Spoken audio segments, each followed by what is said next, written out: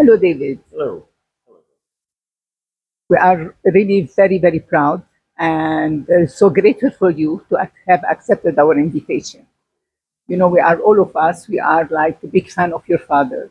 We're watching him, his kindness. And as you know, we have our podcast, which is in this direction to show people the kindness and this. And he is like an example for us.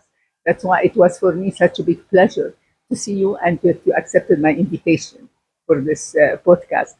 I would like to know, like from you, we know him as a judge, but we would like to know from you as a father, what he represented as a father at home. But he was a father to us as his father was to him. And what I mean by that is he taught us not only by words, but mostly by example. You can say words to people, they don't always absorb into them. But if you show them the right way to do things, it has a bigger impression. So he always would talk about how he watched his father while he was a child. And he learned from those experiences that if you can try to help somebody in life, help them. And when he was young, they were very, very poor. They were immigrants to America. They didn't have many material things. Yet without having really any ability to help, they always did the best they could. And that's the person that he became, and that's the person that you see on the bench. He was the same way throughout his whole life, from the time he was a young person until the time he was a judge, until the 38 years he was on the bench. The person you saw on television or on social media was the same person he was everywhere else in his life, whether it was dealing with family, whether it was dealing with people in court, dealing with strangers, or in his professional life, friends or anybody. He always had that very easy way about him and really looked for a way to make things easier for the other person, but help them if he could.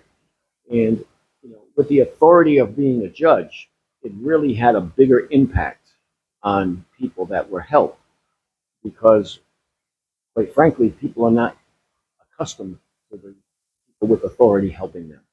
Generally, when you appear before a judge or you appear in front of anything to do with the government has all the power, and the individual is just at the mercy of the government. So he understood that, and he never wanted the person to feel like what they did was really something so bad. Because in his court, it was parking tickets and small things. And if there was a way he could help them, he would. And the way he would do that is he would let the person tell their story, give an explanation as to why they got in the situation.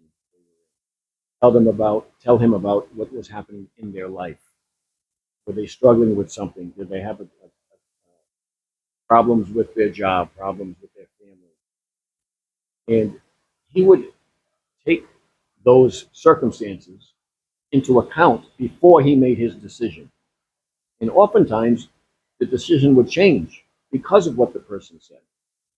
And that really gave people a sense of hope and a sense of appreciation for really the whole government system because they're sitting there facing something that may look like a small thing to somebody. You have to pay a fine of $50 or $100, but to that person, that could be the difference of not being able to pay for their rent or not being able to buy food that day for their children.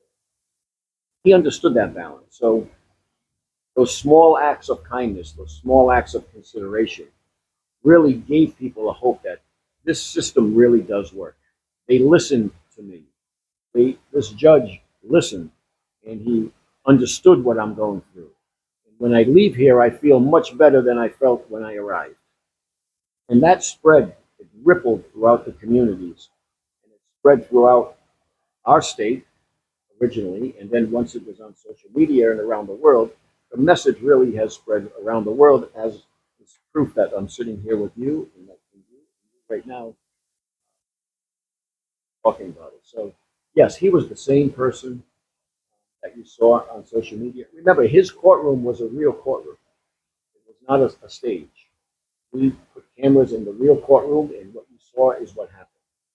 So you could feel the tension sometimes, or you could feel the fear in the people knowing what was about to happen. I think that's what connected with people around the world, feeling of what's going to happen to me. Could happen is always. And such a kindness.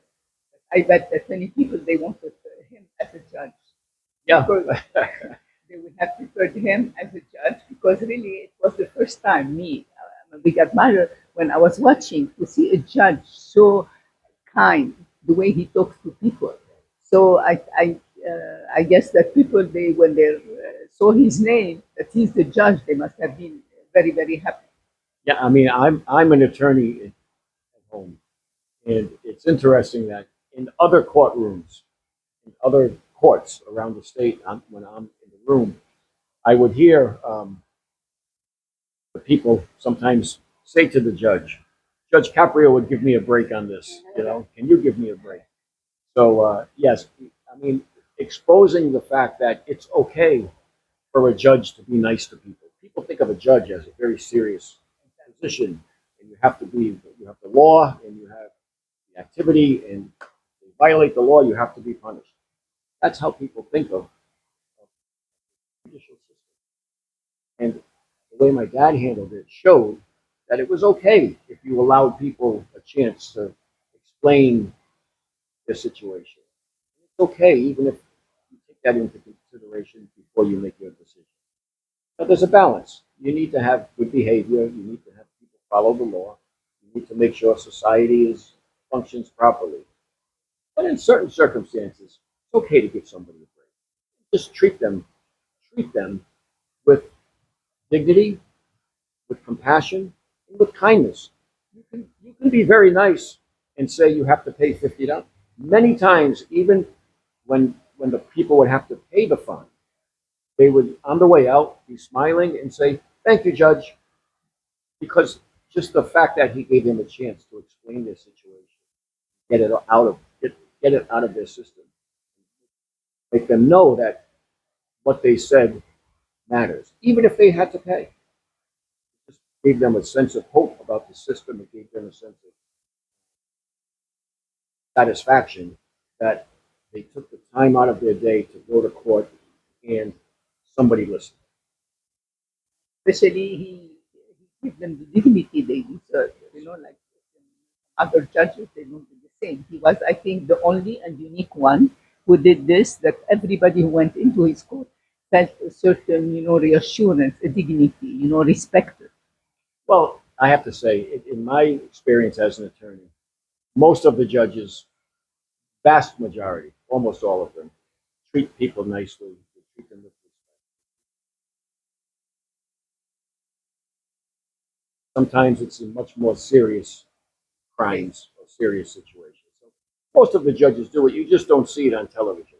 The ones you see on television, like Judge Judy, who's the best at what she does, she is very entertaining. She has a different personality for the show. But remember, all the other TV judges, those are not real courtrooms. Those are done for entertainment. People are paid to be on the show, and it's very entertaining. And they do a good job at it. But it's different than my dad because his was the actual courtroom where people showed up, and when they showed up, they didn't know that they were going to be there. They didn't know. They walked into this courtroom and they saw cameras and they saw see a judge, and all of a sudden, they're nervous to begin with about pay or not. Sometimes many of them are from other countries. They don't really understand the American system, and now they're in a courtroom with the judge, with their children, and the children may think.